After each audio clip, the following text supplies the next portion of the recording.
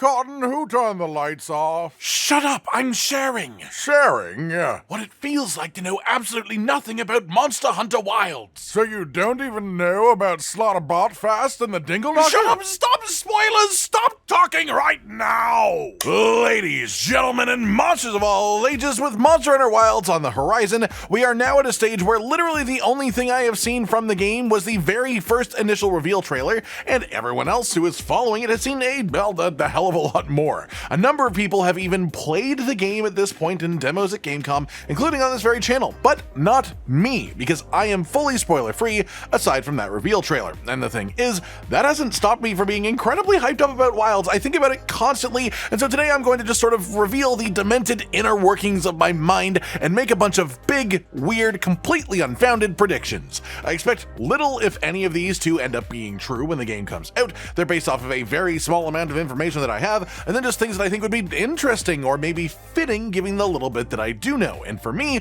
this is just sort of a way to get all of my pent-up excitement out. And for all of you, you will either get to laugh at how terrible and silly and how incorrect I am, or be in awe of my amazing prediction abilities. And the best part is, I'll have no idea of which it is because the comments will probably have spoilers, so have fun!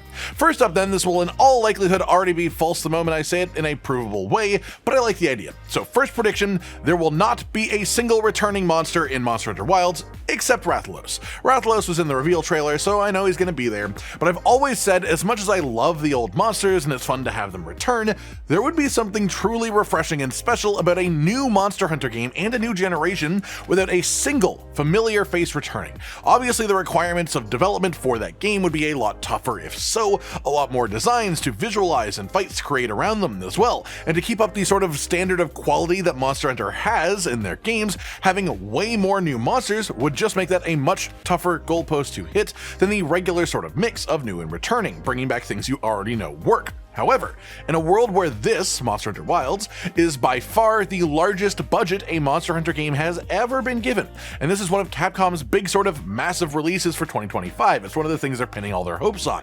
I think it's almost possible for this concept to be a thing, and I think it would be really fun if it was, because in a way, it would give all of us a sort of new player experience to Monster Hunter. Every monster would be a surprise, every monster would be undefined, a sort of enigma, and I think part of why it would work in the environments is in the reveal trailer is that to me, this looks like essentially the open world Monster Hunter, meaning the largest maps we've ever had, if there even are multiple maps, and I think the best way to sort of work around that and the title of Wilds would be to have us be a sort of like a scouting party into the wild of the sort of environment. Like how in Monster Hunter World we were part of the 5th fleet of the research commission to that area, but in Wilds, what if we're like part of the 1st fleet to another location? And as the 1st fleet in a new place, maybe there wouldn't be many returning or known species around to begin with. That said, tying in with this, I also predict that Rathalos will get a new subspecies or variant or whatever the special monster type is by the end of the story, but that one sort of feels like the free space on a bingo card. Moving on to my second prediction, then circling back a little bit, there will be one technical map, which is an interwoven, connected series of different environments. Sort of like if the Guiding Lands from Iceborne was replicated on a scale of 10 times bigger or even 100 times the size, and that would be just what the whole game is based around. Biomes connected at different ends, and in order to keep that sort of Monster Hunter feel of map separation, there would be interesting methods of traversal, but not loading screens. Never a loading screen, like a full cave system between the desert and the forest, and maybe that cave system would in fact be its own sort of few zones for monsters that love caves, like a Giganox or a Kezu type. Maybe there's a high elevation map area like the mountain map or a Coral Highlands equivalent, and the only way to get there is with gliding using the mount monster up some air vents or something like that. Maybe there's rope lifts from one area to the other that we would use the slinger that we saw in the reveal trailer to grab onto and use like we did in World and Iceborne. So in a way, maybe the map is just all one big explorable world tied together, but still sort of separated in chunks to keep you somewhat focused and to keep the biomes from sort of bleeding together and looking weird where they overlap. They could even mess with terrain like they did with the Hoarfrost Reach in Iceborne, where they blocked off about half of the map for the first few times that you went there, and then in the story, as things opened up and you got through it further, the map actually opened and became much larger because the story events caused the literal terrain to shift. Next up, prediction 3. Some people will hate this, but there will not be any palicos in Monster Hunter Wilds. In Rise and Sunbreak, we had the palamute and the palico, and they served very different purposes from each other. In multiplayer, you couldn't even have multiple, you can have one of each. You had to choose between them, you could only have one. In Wilds, we have a new mount monster species that seems to effectively just be a palamute with extra functionality, and it seems so intrinsically baked into what the world is from my guesses from the reveal trailer that I don't think they would ever give you the option not to have this with you. Especially if it is a massive world, this would be the way that you'd get around it quickly. In the reveal trailer for the game, we see a hunter riding into and out of battle on this mount monster, but never do we see a palico at any point in it. And if this is supposed to be a representation of a proper hunt scenario in a sort of cinematic way, it doesn't seem like a coincidence to me that there wasn't a palico. So maybe the mount monster is essentially a palamute and palico combined, functionality-wise, into one creature. Or, you know, if we do have to have a companion, my favorite possibility, just for the sake of saying it, have it be a palico, sure, but then give them their own like tiny baby version of the mount monster species to ride on top of alongside us, just so they look real cute as they ride in, screaming battle cries. But that's not it, because I also think the mount monster, being an entirely new creature with such a massive focus in the reveal trailer, will be an incredibly important part of the story. Specifically, my guess for that is that it is somehow related to what the flagship will be, or maybe even the big bad end boss of the story, the thing that gets revealed much further down the line. Maybe they're hunting down the mount species, maybe they're bringing them to a near extinction, maybe the mount species is the only one that can track them for whatever reason. They just have some sort of connection, just some sort of big important story tie-in to explain why we have these creatures, why we're using these creatures, past just they exist and look rideable. Speaking of the creature, one of the most interesting things noted by people in the reveal trailer for the game is that the hunter clearly has a great sword on their back, but there is a bowgun sheathed on the mounted creature.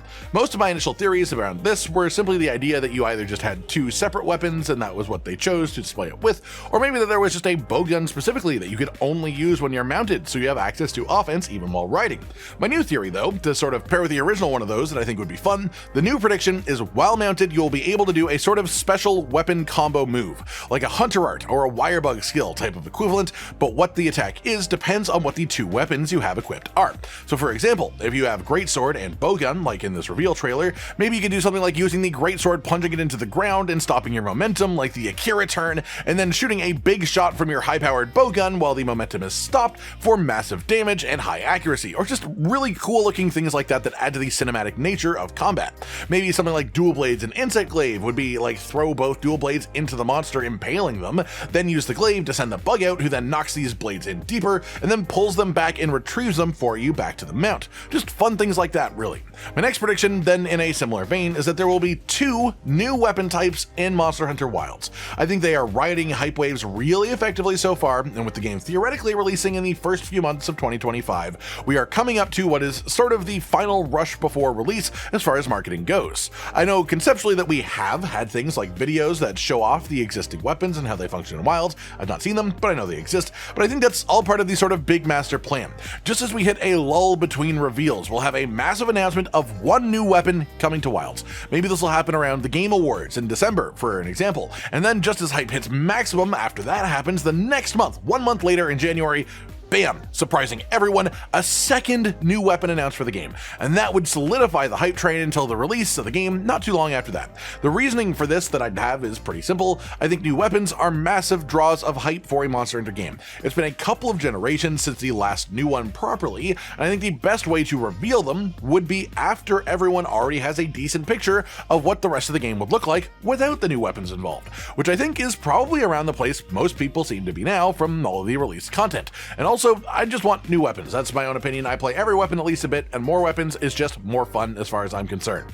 Now we're going to get into a bit of my wackier stuff, and the next prediction being monster herds. Now with the reveal trail, one of the biggest things that stuck out was the grouping of bear monsters that sort of chases the hunter around the desert. They don't look like small monsters to me, they look like large monsters, but there is a big group of these together. Logically speaking, this sort of makes sense as an increase in technology for the games coming to Monster Hunter, as real life monsters do do tend to stick together in groups a lot of the time, with only exceptionally powerful predators generally being able to manage solo on their own. So let's extend this outwards as much as we can with it still making sense. Every low tier monster will exist in these herds, let's say everything below the highest monster rank that isn't Elder Dragon, so everything up to like Rathalos, Deviljho, Basil Geese, Diablos level monsters will spawn in herds of varying sizes. Maybe you'd even get like a mating pair still of the monsters of that size, like a male and female who spawn together, a Diablos and a Black Diablos. But with lower tier monsters like the bears, there's always like 6 or maybe even more of them together because they are that weak that having that many together still isn't crazy threatening. But they hang out together with the assumption that they are around Jagras or Raptor difficulty tier probably, and everything between those ranks of monsters will have varying sizes of herd, varying groups as to what makes sense for the species. Quests will still only have one target, one monster, you only need to kill one, and maybe it's even a specific member of the herd that will be targeted and shown on your UI. You can't just choose one at random. And my big prediction tied to this is that there will be a whole sort of extra hunting prep section to the game where you use actual survival hunting tactics to lure out your specific target away from their group, from their larger herd, separating them to corner them into a 1v1 fight rather than engaging like all 6 at the same time. And rather than having the tracking be immersive, as that's a thing that people often talk about, have an immersive moment instead of trying to separate a single member from a larger group to create a more fair fight, because there is strength in numbers and there are tactical ways to separate them, and you could even have it still be fightable in the full group of 6. It would just be harder and it would sort of be a learning moment. Maybe even something as simple as like using a dung pod to make the other monsters stay away from the stinky one that you want to target, little things like that. And I think that that would be a really cool way to add a new layer of immersion to hunting, because in a world where people seem to agree that tracking in the old games was just sort of fun, why not, instead of just removing the pre-hunt section entirely, sort of like we had in Rise and Sunbreak, instead change how it functions, and instead of being about finding the monster, it's about creating the opportunity for the fight to happen in your favor. Moving on from this then, my next prediction is sort of tied to that a little bit. It's just far more aggressive invaders to the point of literally breaking your quests and making you restart on occasion, but as an actual sort of part of the story.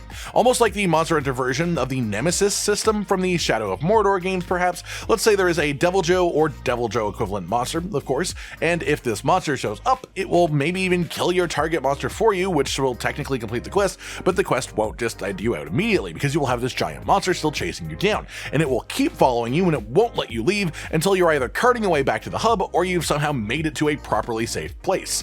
This monster will totally outclass you when you first see it, and I want it to essentially be an evolution of the classic, oh no, there's a Tigrex in my Lagambi hunt or something like that, but just as a constant feeling of dread, like even with a maybe flagship type creature that has a chance of hunting you down, and the knowledge that it isn't a different member of the same species each time, it's always the same one, and you have it just be like a random chance on every quest. It lives in this area and it seems to have a grudge against you because you keep running into it. Eventually you would of course get the gear to reach the power level of the monster, and you would have a cool climactic fight with it as part of the story and hopefully defeat it, and once you do, the species will stop being quite as invasive to your quests, or at least maybe in that area specifically. You could even have like a different member of the species, or even a different species of invaders for each biome, something along those lines, and that could be a really fun concept, I feel like. Past that, 3 predictions left, and the first one is mechanical, and it's that we will only be able to heal while riding the mount monster.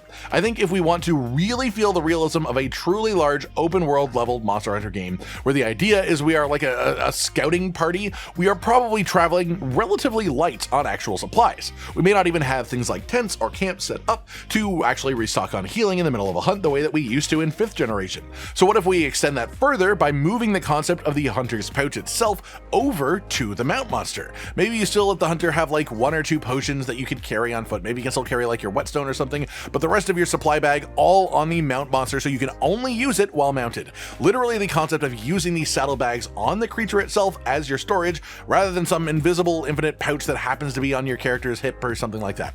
This would add a fair bit of realism, but it would also change the pacing of a hunt. I don't know if it'd be too much. I think it's just an interesting idea, and this would also just mechanically sort of refunction how healing works in the game. Maybe even finding a bit of a middle ground between the people who think the old generation version of healing was too janky and the people that think the 5th generation version was too simple. And it all ties together to the big focal point of the reveal trailer, which is that mount monster once again. Second to last, the hub area, our Astera, Celiana, Chimera Village, or Elgato equivalent, is going to be a massive fuck-off airship. Just a really big floating town in the sky, basically. We saw the slinger in the reveal trailer, and maybe that's because we have this so that we could still grab onto ring drakes to travel like we did in World and Iceborne, and these could even take us up to this airship the whole way. This would let you do it from literally anywhere on the map. You could have it up in the middle of the map if it is truly a more open world style of Monster Hunter, and then you could even have a really fun sequence to start a hunt from this hub by descending from the airship on the wing drake and using that to manually control which part of the map you land on. Rather than like spawning in at a camp or something automatically, you could literally have a sequence where you glide down to whatever your intended position is, and you have to aim it purposefully, like it's almost like a battle royale game starting in the actual round, something like that. The floating city level airship would be a perfect thing to fit the concept of a scouting party sort of game. Though if it is truly just a scouting party and it's small, then floating city might be a bit far, maybe just a relatively larger airship than normal. But I think that would be a really cool hub for this. It's where all the NPCs would stay, and it would be our main place to get in and out of quests, and we could do it in an interesting way, like I mentioned with the wing drake gliding. And I think that would be a really fun way of doing it, using Monster Hunter appropriate technology to fit the world that I've seen so far of Wilds from the reveal trailer. Then my final prediction of the day, the Clutch Claw will return in Monster Hunter Wilds after its slow death in Iceborne. The Slinger was introduced in World and the Clutch Claw in Iceborne, and a lot of people, quite rightfully, did not enjoy how it felt like it removed some of the variety from hunting monsters in general. If you wanted to be properly effective, every fight started with Tend to Rising and Clutch Claw flinching by shooting monsters into walls, and it made the weapons all sort of share this weird overlapping and oppressive requirement to actually begin a hunt, and all of it ran on timers, so you sort of had to redo it as you kept going further in the hunt.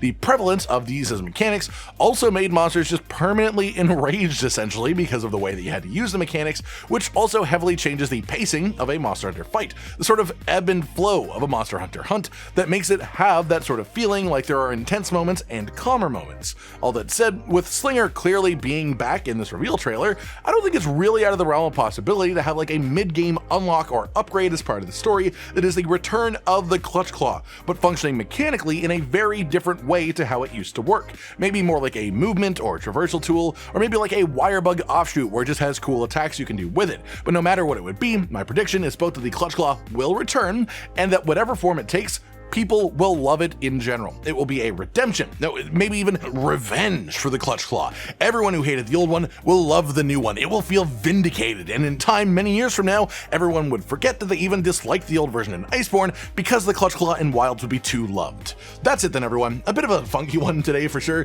Just going over a bunch of my crazier, wackier, more out there predictions for Monster Hunter Wilds as the one person on this channel who has seen extremely little information about the game, and of course, none of the actual gameplay. Again, I have no idea how these predictions have gone. I don't know. Some of them are probably instantly incorrect. Some of them may already be proven true if I got some luck in there, but my main goal either way is to just give you some entertainment because you have the knowledge that I don't, and I hope that helps it hit the mark. Like if you liked the video, subscribe to the notification bell for more, and most importantly, ladies and gentlemen, until next time, stay sweet. Josh, Cotton, and Hollow with the videos, dropping the humor like a hammer on your tippy toes, bringing entertainment on a daily arrangement to take our insanity and turn it into entertainment. Yes, I said entertainment twice, to reiterate that it is nice to look into your faces on a mostly daily basis when you let us in your homes to make the whole world our stage. Goodbye.